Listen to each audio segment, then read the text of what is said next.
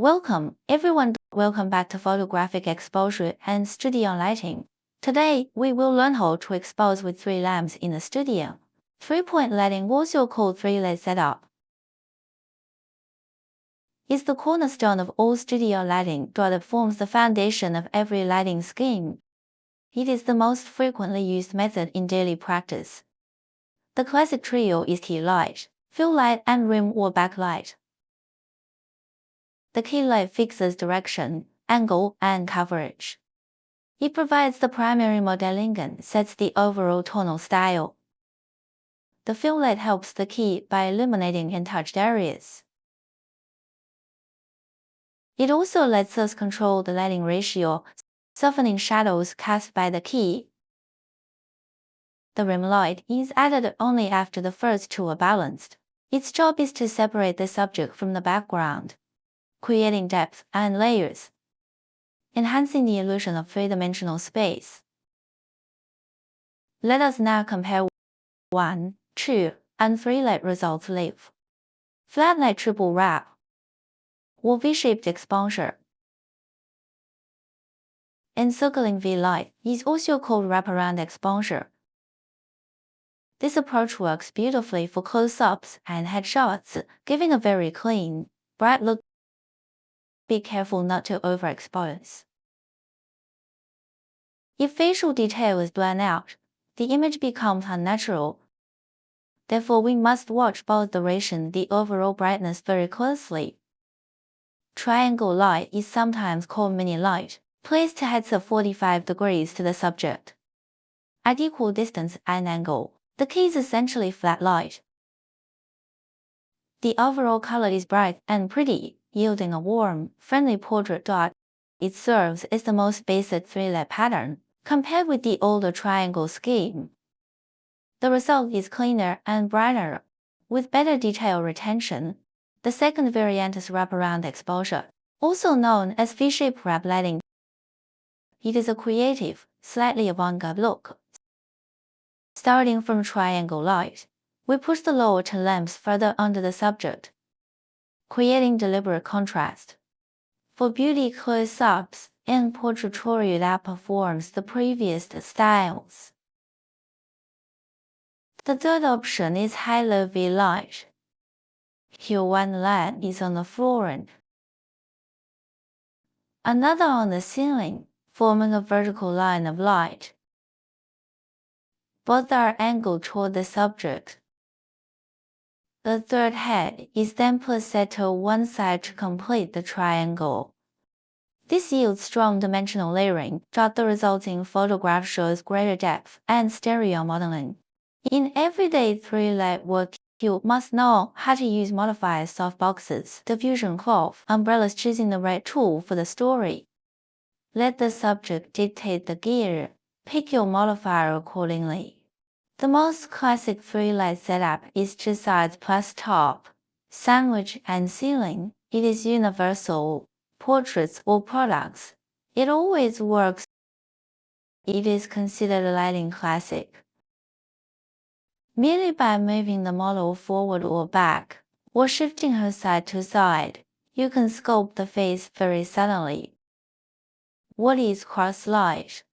It evolved from many light setups, it gives extremely even illumination, greater transparency, and higher brightness. Under cross lighting, the photographer can shoot from almost any angle without changing the look. There are 4 cross-light configurations. First, for full-length or 3/4 shots, place the heads in a cross pattern, but further away from the subject. Distance evens out the fall-off. The result is soft and flat, ideal for skin texture and fine fabric detail. Power should be moderate. You don't need high output draw. Watch for subject texture and the rendition of the clothing. Key points for cross-lighting. 1. Use full power or high flash output settings. 2. You can also dial in plus to event camera to compensate for the flatness. Second cross-light method. For head and shoulders or beauty close-ups, move the 4-lamp cross much closer. distance increases effective intensity. This yields higher, yet still even, illumination. It enhances skin clarity and overall polished up, perfect for flawless beauty imagery. The frame becomes clean, bright, and color-accurate. Third option. Turn the top lamp into a dedicated hair light. This injects a touch of modeling into an otherwise flat scene. The hair light softbox, besides lighting the hair, also grazes the shoulders, adding subtle highlights to skin and making the subject appear more translucent. It prevents the image from looking dull. Technical tip: avoid lens flare which can gray out the shot. Fourth variant, convert the cross into clamshell or sandwich light. Place 2 lamps in front, one high, one low, left and right, forming 2 walls of light. The result is extremely even, yet flexible and quick to build. This setup works well for full-length, 3/4, or low-set shots that are slim, well-proportioned subjects. Who benefits from cross light? 1. Thin faces. Since all 4 lamps are equal, the added brightness fills cheeks, making the subject appear slightly fuller. 2. For subjects with classic, symmetrical features, good bone structure, and figure they look great under cross light, without appearing heavy. Cautions for cross flat lighting. 1. To keep the light truly flat, all 4 heads must be set to the same power, flash output should match. 2.